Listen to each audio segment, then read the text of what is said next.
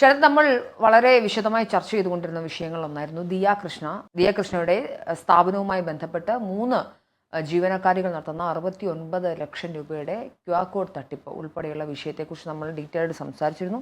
ഇതിൽ ഏറ്റവും ആശ്വാസവഹമായി ഏറ്റവും ഒടുക്കം വന്ന അപ്ഡേഷൻ എന്ന് പറയുന്നത് ദിയ കൃഷ്ണയുടെ സ്ഥാപനത്തിൽ ഇങ്ങനെ സാമ്പത്തിക ഇടപാടുകൾ തട്ടിപ്പ് ജീവനക്കാരികൾ നടത്തിയിട്ടുണ്ടെന്നുള്ള ബാങ്ക് ഡീറ്റെയിൽസ് പോലീസ് കണ്ടെത്തുന്നു. ഇതിൻ്റെ പ്രകാരം പോലീസിൻ്റെ അന്വേഷണം നമുക്കറിയാം, കുറച്ചധികം ദിവസങ്ങൾ എടുത്ത് പോലീസ് ഇത് എങ്ങനെയാണ് ഇത് നടത്തിയിട്ടുള്ള കാര്യങ്ങൾ, ഒന്നാമതൊരു ഡിജിറ്റൽ കാര്യങ്ങൾ കൂടിയാണ്. അതിൻ്റെ സാങ്കേതികത്വമൊക്കെ കുറച്ച് സമയമെടുത്തതിന് ശേഷം മാത്രമാണ് പോലീസിന് സ്ഥിരീകരിക്കാൻ സാധിക്കുള്ളൂ. ഇതുമായി ബന്ധപ്പെട്ട് കേസിൻ്റെ അന്വേഷണത്തിൻ്റെ ഇടയിലെല്ലാം ഈ 3 ജീവനക്കാരികൾ, വിനീത, ദിവ്യ, രാധാകുമാരി എന്ന് പറയുന്ന 3 ജീവനക്കാരികൾ അവരുടെ മൊഴിയെടുക്കാനായിട്ട് പോലീസ് വിളിക്കുന്ന ഘട്ടങ്ങളിലെല്ലാം ഇവർ ഒളിവിലാണ് എന്നൊരു വാർത്തയും വന്നിരുന്നു. ശരത്, നമ്മളിപ്പോൾ മനസ്സിലാക്കേണ്ട ഒരു കാര്യം, ഇത്രയും അധികം തെളിവുകൾ ലഭിച്ചിട്ടും ഇത്രയും അധികം അന്വേഷണങ്ങൾ നടന്നിട്ടും അന്വേഷണത്തിൻ്റെ അടുത്ത ഘട്ടത്തിലേക്ക് കടക്കാൻ പോലീസിന് സാധിക്കുന്നില്ല. പ്രത്യേകിച്ച് ഇത് ക്രൈംബ്രാഞ്ചിലേക്ക് മാറ്റിയൊരു കേസ് കൂടിയാണ്. നമ്മുടെ കേരള പോലീസിൻ്റെ വിങ് തന്നെയാണ് ക്രൈംബ്രാഞ്ചെങ്കിലും അന്വേഷണത്തിൻ്റെ വേഗത, കൃത്യത ഇവയൊക്കെ ഉണ്ടാവേണ്ടതുള്ളത് കൊണ്ട് തന്നെയാണ് ക്രൈംബ്രാഞ്ചിലേക്ക് കേസുകൾ പെട്ടെന്ന് തന്നെ മാറ്റുന്നത്. പക്ഷേ ക്രൈംബ്രാഞ്ചിലേക്ക് എത്തിയിട്ട് പോലും ഈ കേസിൽ ഒരു വലിയ ഇടപെടൽ പെട്ടെന്നുണ്ടാക്കാനോ എവിടെയാണ് ജീവനക്കാരികളെന്ന് കണ്ടെത്താനോ അവരെ ഐഡൻറ്റിഫൈ ചെയ്യാനോ നിയമത്തിന് മുന്നിലേക്ക് കൊണ്ടുവരാനോ സാധിച്ചിട്ടില്ല.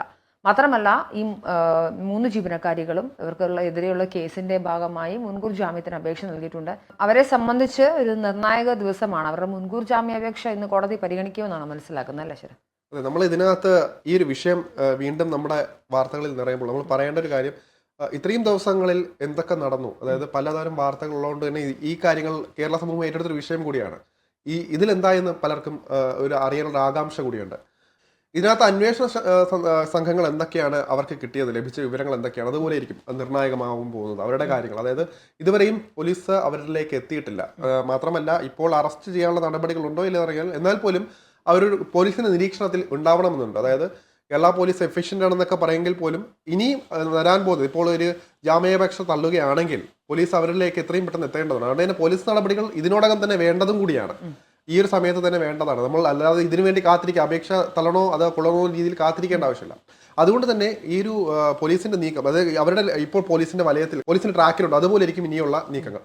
ഇവിടെ മനസ്സിലാക്കേണ്ടത്, കോടതിയിൽ വരുമ്പോഴത്തേക്കും അവിടെ ഇതാവുന്ന തെളിവുകളാണ് അവിടെ പ്രസക്തമാകുന്നത്. അതാണ് വനിതാ ജീവനക്കാരുടെ അഭിഭാഷകൻ പറയുന്നത് 27 ലക്ഷം രൂപ അവിടെ കൊടുത്തു കഴിഞ്ഞുവെന്നും ഇനി ബാധ്യതയൊന്നും ഇല്ല എന്ന് പറഞ്ഞാണ് വനിതാ ജീവനക്കാരുടെ അഭിഭാഷകൻ പറയുന്നത്. അതേസമയം കൃഷ്ണകുമാറിന് ഇവിടെ കുറച്ചുകൂടി എന്ന് പറയാനാണ് ഒരു പ്രധാനപ്പെട്ട ഒരു പങ്ക് വഹിക്കാൻ പറ്റും. അതായത് അദ്ദേഹത്തിന്റെ നിയമങ്ങൾ വെച്ച് നോക്കുകയാണെങ്കിൽ, അതായത് അദ്ദേഹത്തെ സംബന്ധിച്ചിടത്തോളം 64 ലക്ഷം രൂപ തട്ടിച്ചു കഴിഞ്ഞു, അവരുടെ അക്കൗണ്ടുകളിലേക്ക് വന്നിട്ടുണ്ട് എന്ന് കൃഷ്ണകുമാറിന്റെ തെളിവുണ്ട്. പോലീസ് റിപ്പോർട്ടിലും അത് വ്യക്തമായിട്ട് പറയുന്നുണ്ട്. അതുകൊണ്ട് തന്നെ കോടതി ഒരുപക്ഷെ കൃഷ്ണകുമാറിന് അനുകൂലമായിട്ടായിരിക്കും കാര്യങ്ങൾ. മാത്രമല്ല, കൃഷ്ണകുമാറിന് ഇവിടെ ഒരു വെല്ലുവിളിയാകാൻ പോകുന്നത് മറ്റ് കേസുകൾ, അതായത് ഭീഷണിപ്പെടുത്തി തട്ടിക്കൊണ്ടുപോയി മറ്റ് കേസുകൾ, അതായത് വസ്ത്രം, ലൈംഗിക ചുവയോടെ സംസാരിച്ചു, അങ്ങനത്തുള്ള കാര്യമാണ്. ഇനി കൃഷ്ണകുമാറിന്റെ മുൻകൂർ ജാമ്യാപേക്ഷ 18-ാം തീയതിയാണ്. 18-ാം തീയതി.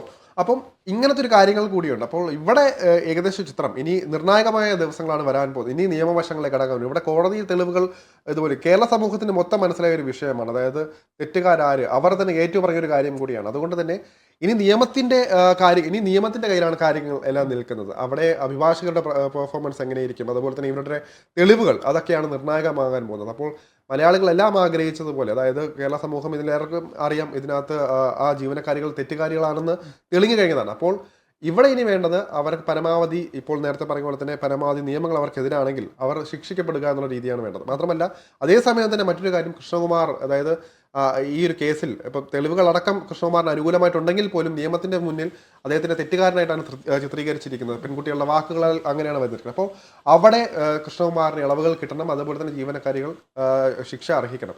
ഈ ഒരു കാര്യമാണ് ഏറ്റവും നിർണായകമാകാൻ പോകുന്നത്. അതൊക്കെ കോടതിയുടെ കാര്യങ്ങളാണ്, നമുക്കിതിനെക്കുറിച്ച് പ്രവചിക്കാനൊന്നും ഇപ്പോൾ പറ്റില്ല. അതുപോലെ ഇരിക്കും ബാക്കിയുള്ള കാര്യങ്ങളെന്ന് തോന്നുന്നു. മാത്രമല്ല, 3 ജീവനക്കാരികളുടെ വക്കീൽ നടത്തിയ പ്രസ്താവനയിൽ തട്ടിക്കൊണ്ടുപോയി എന്നുള്ളത് വലിയൊരു ക്ലെയിമായിട്ട് അദ്ദേഹം പറഞ്ഞു വെക്കുന്നുണ്ട്. അത് കോടതിയിൽ നിന്ന് പ്രൂവ് ചെയ്യും, മുൻകൂർ ജാമ്യം എടുപ്പിക്കും എന്നതിന് ശേഷം തന്നെ ആണ് അതിൽ ഉറച്ചാണ് താൻ നിൽക്കുന്നതെന്നാണ് ഈ 3 ജീവനക്കാരികളുടെ വക്കീൽ അഭിഭാഷകൻ മാധ്യമങ്ങളോട് പറഞ്ഞത്.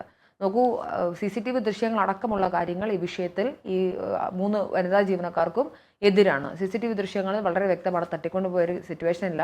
ഒരു സ്ത്രീ സ്വന്തം ഇഷ്ടപ്രകാരം സ്കൂട്ടറിന് പുറകെ വരികയായിരുന്നു.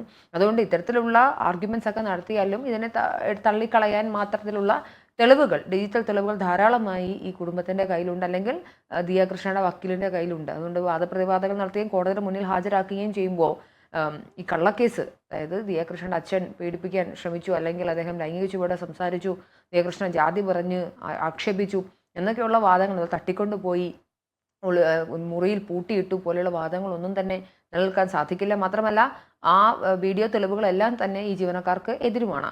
അതുകൊണ്ട് തന്നെ എനിക്ക് തോന്നുന്നത് മുൻകൂർ ജാമ്യാപേക്ഷ അങ്ങനെ കോടതി ഇന്ന് പരിഗണിക്കാൻ സാധ്യതയില്ല. കാര്യം ഇത്രയും വലിയൊരു ഹ്യൂജ് എമൗണ്ടാണ്. അതുകൊണ്ട് തന്നെ ഈ പോലീസിനോടും അന്വേഷണ ഘട്ടങ്ങളിൽ ഒരിക്കൽ പോലും സഹകരിക്കാത്ത സ്ത്രീകളെ എങ്ങനെ ജാമ്യം കൊടുത്ത് സംരക്ഷിക്കുമെന്നുള്ളൊരു പ്രതീക്ഷ വ്യക്തിപരമായി എനിക്ക് തോന്നുന്നില്ല. പിന്നെ എല്ലാം കോടതിയുടെ കയ്യിലാണ്. നമ്മൾ കോടതിക്ക് മുകളിൽ ഉള്ളൊരു അഭിപ്രായം പറയാനുള്ള അതൊന്നും നമുക്കാർക്കുമില്ല. അതുകൊണ്ട് എന്തായാലും നിർണായക ദിവസമാണ്. പക്ഷേ ഞാൻ മനസ്സിലാക്കുന്നത് ക്രൈംബ്രാഞ്ചൊക്കെ അന്വേഷണം കുറച്ച് ഇഴഞ്ഞിട്ടുണ്ട്. അത് മാറ്റി, കാര്യം ഇത് ഇവരെ പോലെ ഉള്ള ആളുകൾക്ക്, അതായത് സമൂഹത്തിൽ ഇച്ചിരി ഹോൾഡും അല്ലെങ്കിൽ വിസിബിലിറ്റി ഉള്ള ആളുകൾക്ക് അവരുടെ നീതി ലഭിച്ചില്ലെങ്കിൽ സാധാരണക്കാർക്ക് ഈ സിസ്റ്റത്തിലൊരു വിശ്വാസം നഷ്ടപ്പെടുന്ന ഒരു സാഹചര്യം ഉണ്ടാകും. അങ്ങനെ ഒരു സാഹചര്യത്തിലേക്ക് വരാതിരിക്കണം എന്നുണ്ടെങ്കിൽ അന്വേഷണം ത്വരിതപ്പെടുത്തണം. അന്വേഷണം വളരെ സമഗ്രമായിരിക്കണം.